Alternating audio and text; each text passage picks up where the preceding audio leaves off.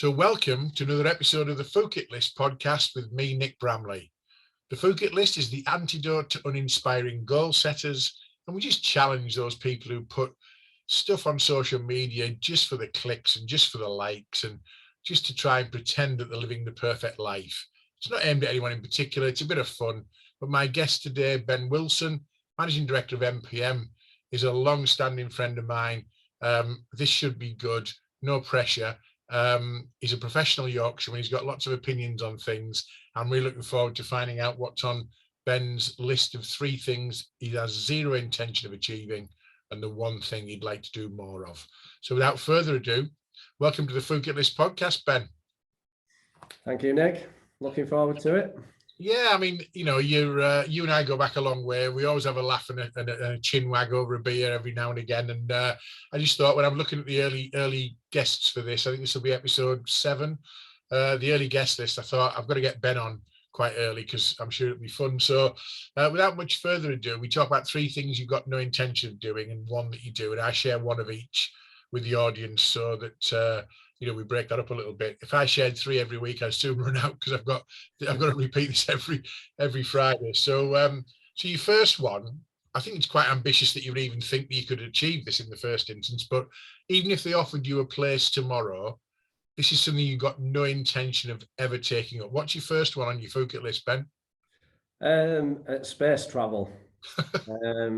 Not for any fear of flying or heights or for it being uninspiring. I'm sure it's awesome, and I suppose it's a bit deep. I've listened to many of these podcasts, had a good giggle. Some things I've gone, yeah, fully agree, won't be doing that.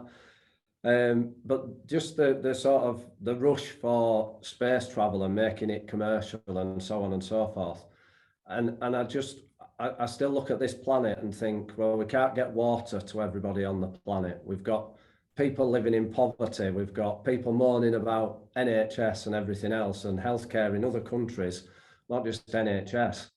But I'm like, why spend money on that when we've got so many issues right here, right now? We don't even know. We don't even know, do we, what's at the bottom of the ocean, let alone why do we need to know what's in space? Has Elon Musk not been on to you this afternoon offering you a place on his next shuttle or anything then? No, apparently I'm about 7th on his list where I was on your podcast list. So he's got in touch with some others before. But even, the traveling, Musk wanting to get to Mars, etc. Fantastic. But it just seems like we want to get to another planet because we go, well, we've ruined this one, so we'll leave this one behind and move on. And I just think there's so many other issues in the world right now that if you put the great and the good and the entrepreneurial minds together, there's so much more that could be done than trying to sell a commercial flight to space. I don't think the great and the good and the entrepreneurial minds would come up with space travel as the answer, would they? So I totally agree with you on that one. I think it's a vanity exercise by a few mega rich people, and you sort of wonder. It feels a bit like what you said there. We'll be leaving the Earth out in the recycling dumpster collection and moving on to the new one, won't we? If that's kind of what the ambitions are, and it seems a bit of a wrong thing to be aspiring to. So yeah, it's just like I say, it's plus I never think I'll actually earn that much money to be going on that commercial space flight because numbers that are bandied around. It's going to be fairly steep. So as you rightly point out, as a Yorkshireman, I am unlikely to look at it and go, I think I'll spend my money on that. That's for me. I'll go with that. Yeah, I mean, I'll be honest with you. I quite like the idea of the weightlessness, but I'd probably have to lose a bit of weight before I got into weightlessness anyway. But I think in terms of, I like the idea of that. But you can achieve that in a blooming sort of, I guess, a simulated environment anyway, can't you? Yeah, like I say, there'll be so much about it that'd be, absolutely awesome. But just for me, the money that could be spent in other areas. I think it's just the whole conscience thing, we stored a hot tub for somebody 18 months ago. My 2 girls at the time at 19 and 17, I was top dad at that time to have that over Christmas period. my wife, she just couldn't handle the fact that it was something that was switched on and could keep you warm sat outside, but there were still people sleeping on streets. So both my kids were both like, oh, come on, we could keep this, it's brilliant, isn't it? And Lorna were just, no, not having it. It's money spent for keeping some water warm that you keep having to chuck chlorine in to keep it clean. And we can sit in it in warmth and there's still people on streets. No, I'm not having it. And I sort of, yeah, no, fair point, Lorna, off we go. Off you go. I'll be honest with you, the whole thing about those sort of jacuzzi home sauna things, for me, just all wrong. Anyway, I think they're a petri dish of bloody chemicals and dead skin and your hot tubs. That's a lovely thought, Nick. manky. I wouldn't be good. That it's not on my book, my bucket list today, but I might add that to a future one. Definitely not a big fan of the hot tub. So your first one, you're not going to space, and actually, for some really valid reasons, and not for reasons that people might think, scared of heights, scared of fear of flying and all that kind of thing, but really genuinely agree with you on that one. Your second one's a bit more fun, I think. We'll do your third one now, because I think that's a bit more fun. We'll lighten the mood. It's to do with an article of clothing. Well, call it clothing. What is it you got no intention of ever wearing, Ben? I never have any intention of wearing a pair of Crocs. A pair of Crocs. They are absolutely hideous items of apparel, aren't they? They're just if they're aimed at kids, when I was a kid growing up, we used to have those jelly shoes when you went to the beach. Those jelly shoes were aimed at kids who were about 5 or 6. After that, jelly shoes, no. Grown men wearing Crocs. What's your aversion to them, apart from the obvious that they are shit? I don't have one other than they are shit. I know I'll probably get, hammered for it, but just for dramatic effect, I did tell both of my kids that if I was ever seen wearing a pair, they could shoot me. And it is just fashion. I've had some posts around or some comments around fashion, etc. The fashion industry sells. It has to change fashions or it comes to a standstill. Yeah. Because we don't wear clothes out. We change them because we fancy a different shirt or whatever. Or fashions have changed.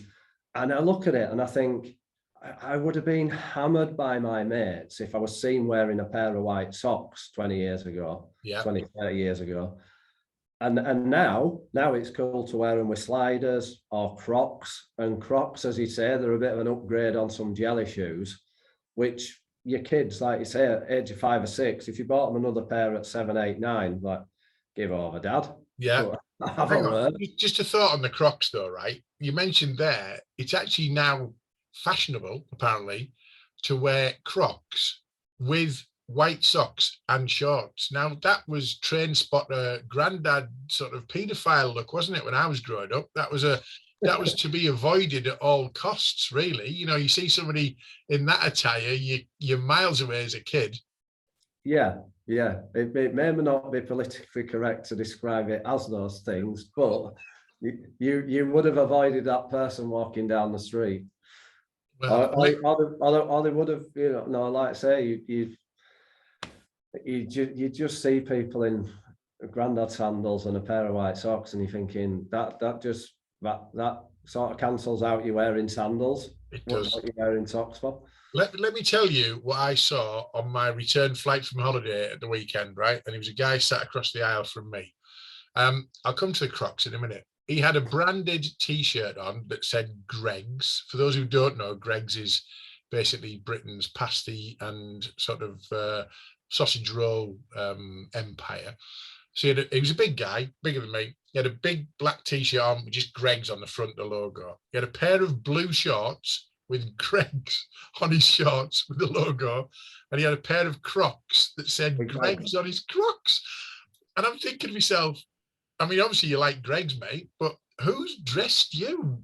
And Really, but it was the Crocs that offended me the most. Yeah. Crocs offended me the most. They are hideous. Is there any case to be made whatsoever by anyone on holiday on a beach, adult, saying that they own a pair of Crocs? Is there a case to be made? Ben, I don't think there is. But do you think anyone could make a case for owning and wearing a pair? Not through my choice, and I can't. I'm sure my best mate has some. I've never seen him in, unfortunately, or he would have been ribbed from pillar to post. And he wouldn't be your best mate anymore, probably. But like you say, the Greggs thing, what's that about? It's like double denim, exaggerated. It's This like was- you've got him on for a bet. This and the word, I mean, black t-shirt, blue shorts, and his Crocs were some kind of pale green, but they all had the branding on. I think to myself, wow, did you get dressed in the dark? Anyway, so you will never see you in Crocs. At least he could just slip his Crocs on though, for ease. You know. That's not even an excuse. That's not even an excuse. Sorry, I'm totally with you, Ben. They are a hideous apparel. I don't even know what you call them. Wouldn't even call them shoes, but they're just so Crocs are off your list. Now I know what is your Achilles heel. Literally, I might end up sending you a pair just for fun. I might get you a pair of Greggs and send them. What size shoes? I'll find out your shoe size off someone. At least brand them up with MPM. No, I'll put the Greggs ones on, mate. Right, okay. Sacrificial burning. So your other one is quite personal. A lot of people on this podcast have, said things that they don't want an ear piercing or they don't want tattoos or whatever it might be. Yours is what? Yours is in a similar vein, but for different reasons. What's your definitely not going to do? Yeah, mine is definitely not going to introduce cosmetic surgery or any form of anything artificial to try and keep me young.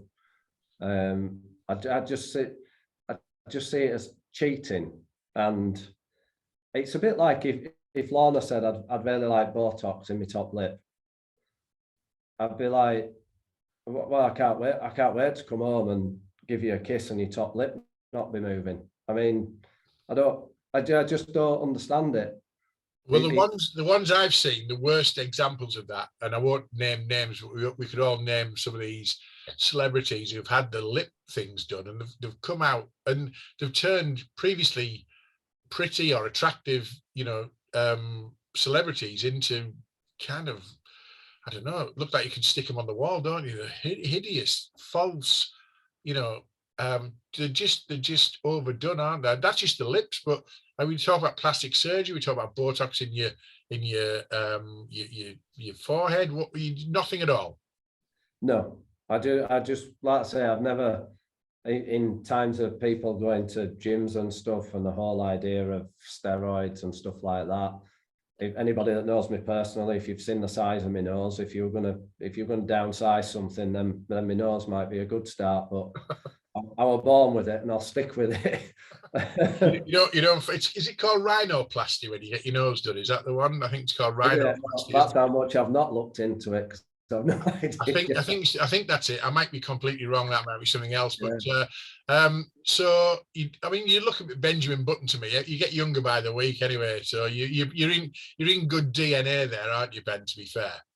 Well, it's one of them where if I enjoy a drink, but I wouldn't want to be doing it every night, and I try to eat healthy and so on and so forth. And I'm sure that age is catching up on me.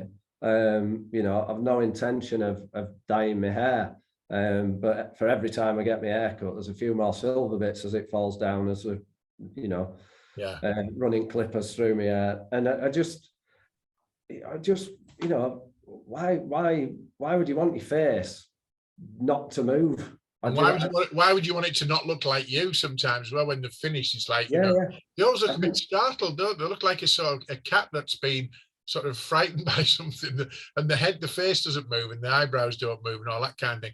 To be honest, men age gracefully, people say, don't they? And a bit of graying at the temples and whatever. So I guess it's more popular with women than it is with men, but I suspect there's a lot of blokes get it without us knowing, and it's something that's their choice, but not for me. I'll be honest with you, I've got more wrinkles and tram lines and all sorts of things. I don't know where to start with me. If you try to make me look younger or better, I think you'd need more than bloody cosmetic surgery. But it is what it is, isn't it? Yeah, it's like I say, it's almost like opening wardrobe doors and discovering a Lion Witch in the wardrobe.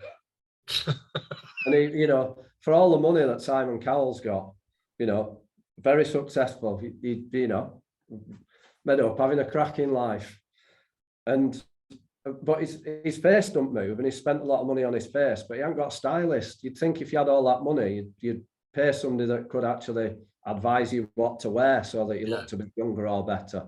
Well, he's forever wearing those black V-neck jumpers, isn't he? That's all I ever see him in, and you know, and with a startled look on his face.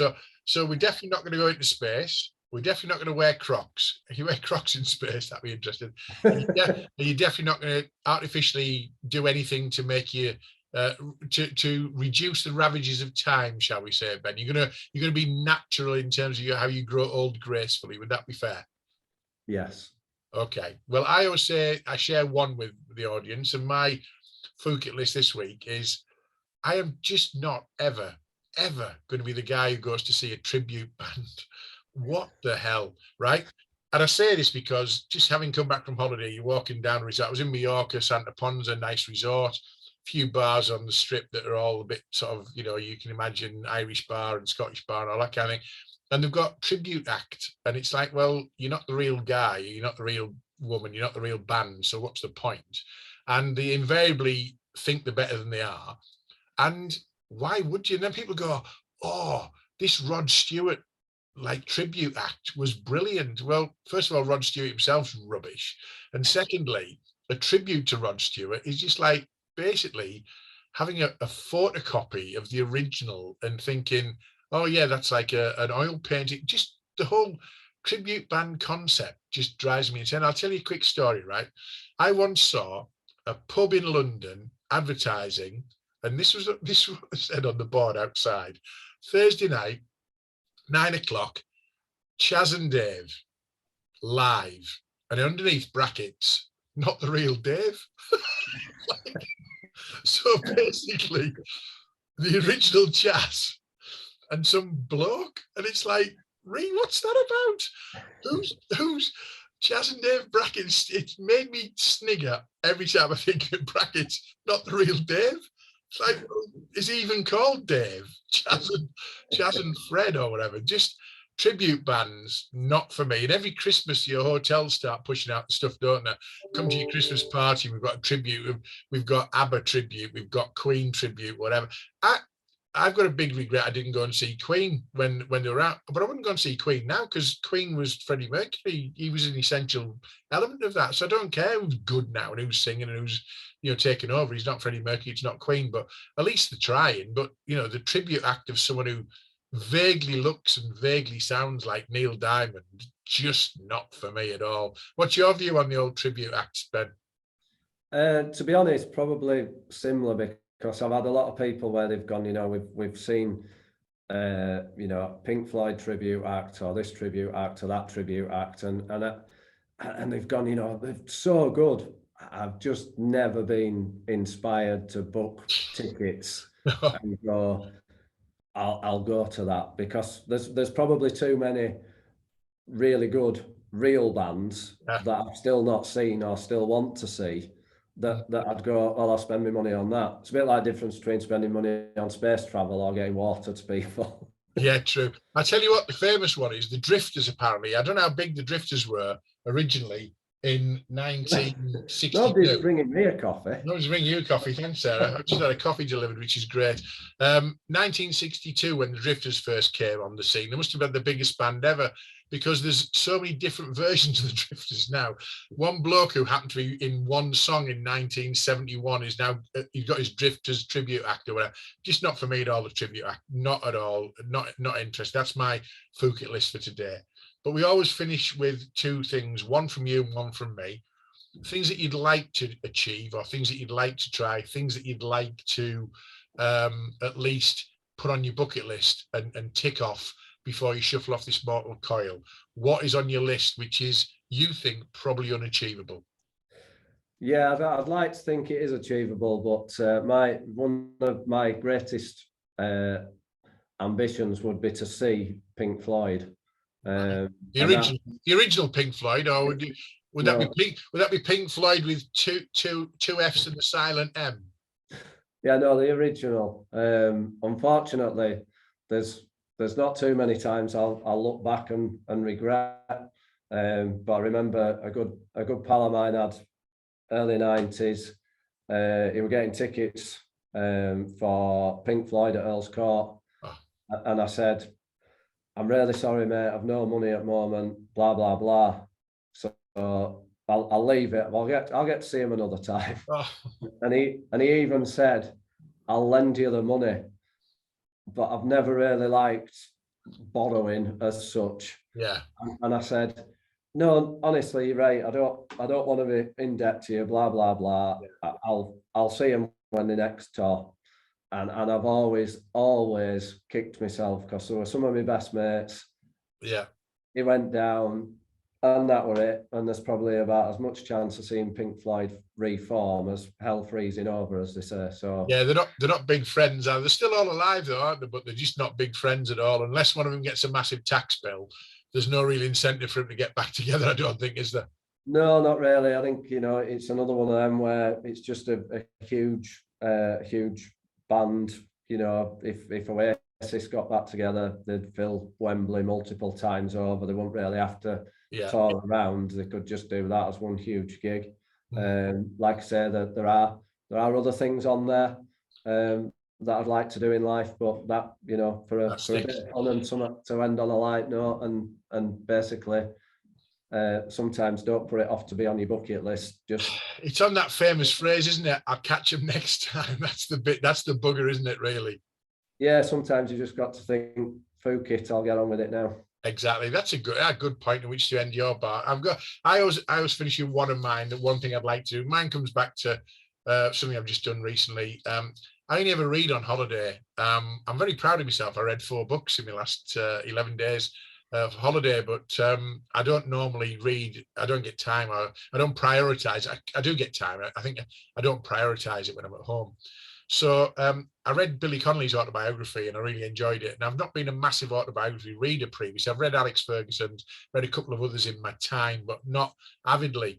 So my bucket list is I'd like to read more autobiographies. And the one that's top of my list at the moment is Bob Mortimer. His new autobiography that's out. So a guy reading it on the plane. Too late. I already left Smith's at the airport to get a copy. And I just said to him, how's it going? He said, "Oh, it's brilliant. It's warm. It's humorous. It's endearing and friendly." And I watched Bob Mortimer in that fishing show he's got with can't remember his name now. The guy from the Fast Show. I don't. Yeah, Paul and Bob go fishing. I'm not into fishing. Never done fishing particularly. But it's the most gentle, easy, lovable watch on a Sunday night when it's on. Just 2 fellas who enjoy each other's company, having a laugh. And I just think his book would probably reflect that as well. So reading more autobiographies and Bob Mortimer being the first one on my list, and I'll have read that by the time I record Phuket list number 87 when I've been on holiday again next year, probably. Yeah, I actually read that when I was last on holiday. I actually took it as a reserve book because somebody advised me to read more fiction to sort of switch off from work, etc. And I was kindly given a copy of Captain Corelli's Mandolin as I was going to Kefalonia by Donna Alexander, who books our holidays, which was a very nice gift. But as it turns out, it was an absolute crock of. And I've decided that I'll probably never read fiction again. I'll just stick to my autobiographies or business and leadership stuff. Captain Corelli's Mandolin, I'll be honest with you, I think I started watching the film and the film was probably as slow as the book. So nice one, Donna. It's a nice gift, a nice gesture. Probably the wrong recipient, I would imagine. Yeah, would that be fair? Yeah, because I do enjoy reading on holiday because sometimes it's not on top of my priority list. Even just then thinking, sometimes my priorities step up when Love Island's on, which that'd definitely be on my Phuket list. Never to be on that pile. It's on mine for a future episode, mate. Yes. Absolutely guaranteed. Not or any reality TV. But that's normally the time where I get to read is quite a bit of a new book, because it means that my wife and 2 daughters would be happily watching that for some reason. And they have zero expectations of you for an hour and a half. Yes, I can go, I'll read my book in peace. Because I don't know about anybody else, but if you want to get your wife's attention, while she's been quiet for a short while, pick up a book, sit down comfortable with a lager or a nice cappuccino or something. They will definitely come and find you and give you a job, or sit down and start talking to you, even though both pages are open. And I think that's quite a good cue for, I don't want to talk. And I know it's really good to talk, isn't it? You know, there's everything around mental health. It's really good to talk. But if I've got a book open, it pretty much means I don't want to talk, Lorna. And she dismisses that. It's like one of these players that goes, oh, there's a red card there. What for? I don't know. What have I done? What have I done? Yeah. Well, listen, mate, we could ramble on all day, you and I, but just a quick summary. 3 things you got no intention of doing: space travel in Crocs, space travel whilst getting Botox. Any of those things are off your list, mate. You do want to go and see Pink Floyd. Unlike me, you definitely don't want to see the tribute. Well, like me, you don't want to see the tribute band either. I absolutely abhor the idea of a tribute band of any type. And I want to read a bit more, and I definitely want to read a few more autobiographies, including Bob Mortimer's. So that's where we are with the Phuket list this week. And for those who are regulars, you'll know that we're trying to start a bit of a movement. This is all about, you know, basically getting your podcast downloaded on whichever platform that you use, sharing the Phuket list with your friends and your colleagues. It's a bit of fun, hopefully. If you've got an idea, a bit of sense of humour, and your own 3 things you've got no intention of achieving, then get in touch. We'd love to have you on as a guest. I've got a big guest list. There's loads of people seem to see this as a good idea to have a rant, which is great fun. So the Phuket list is now available on Spotify, Amazon Music, YouTube, Podchaser, Podbean, Google Podcasts, and TuneIn. We will be on iTunes very soon. It's just a pain in the arse to try and get on there. We are in the process of doing that. And that is all I can say now is thank you very much, Ben, for being a fantastic guest. Thanks for sharing your Phuket list with us. And thanks for being quite thought-provoking, as I knew you would be. Thank you very much, Nick. Been a pleasure. No problem.